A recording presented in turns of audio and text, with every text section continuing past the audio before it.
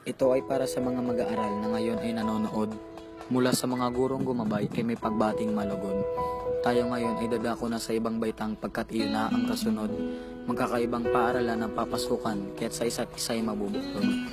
Saksi ang apat na sulok ng kwartong ito kung ano-ano ang alaalang di mabubura. Mga ngiti at tawanan ng lahat na sa mukha ay naburda. May mga estudyante na mayroong lungkot na iniinda pero di nagpapaapekto kaya't nag-iisip na lang ng bagay na magaganda. Nais na kaparehay dito na rin na nahagilap. Ang isa't isa ay ginawang inspirasyon kaya't pinipilit na magsumikap.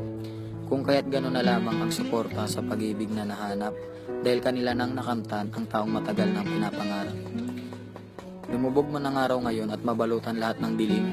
Kinabukasan ay may bagong pangarap at liwanag na kakamtin. Subalit mga mataas na pangarap at mitihin na iaanhin kung ang panuto na dapat magsumikap ay di kayang sundin. Ang iba'y nagpapaligsahan at gumawa ng sariling kompetisyon, gaya ng pagalingan sa pagsayaw at paggawa ng sariling komposisyon. Pagalingan sa paggawa ng maipapakitang presentasyon, may sasagawa ng maayos basta't nakikisa sa preparasyon. Yan lang ang halimbawa ng aming abilidad. Bukod sa kakayahang may panalo ang iba't ibang uri ng aktibidad. Pero dapat nating tanggapin kung ano talaga ang realidad na maghihiwa-hiwalay din tayo at lilipat sa malayo na syudad. Mahigit 200 araw tayong sama-sama na nagleksyon, kaya't gano'n na lamang ang nadama at nagiba ang reaksyon. Tinapos lahat ng masasayang araw sa loob lang ng isang selebrasyon, binuong kasiyahan ng paaralan ay tinapos din ang edukasyon. Sa mga dadang taon, maaaring ang kuwang larawan ay maging kupas. Litratong naglalaman ng alaalang tsak na nag-iwan ng bakas. Mga mensaheng iniwan na nagpaiyak habang ito ay binibigkas. Tulad ng linyang binitawan na sana hindi pa ito ang wakas. Ganun pa man, dapat pa rin tayong magdiwang at magsaya sapagkat ngayong araw ginanap ang seremonyang nagpabago ng lahat.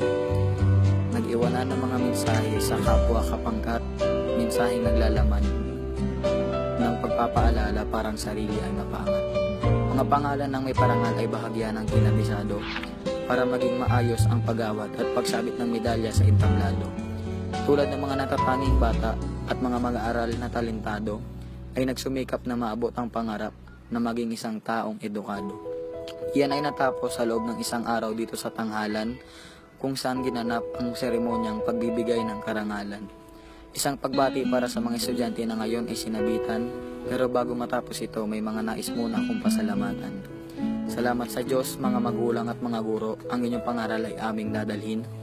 Kayo ang dahilan kung bakit ang aming sarili iniwasan na ang tamarin. Bago matapos ito may tao muna akong nais na pasayahin. Kami ay sumasaludo sa natatangi naming gurong si Miss Maureen.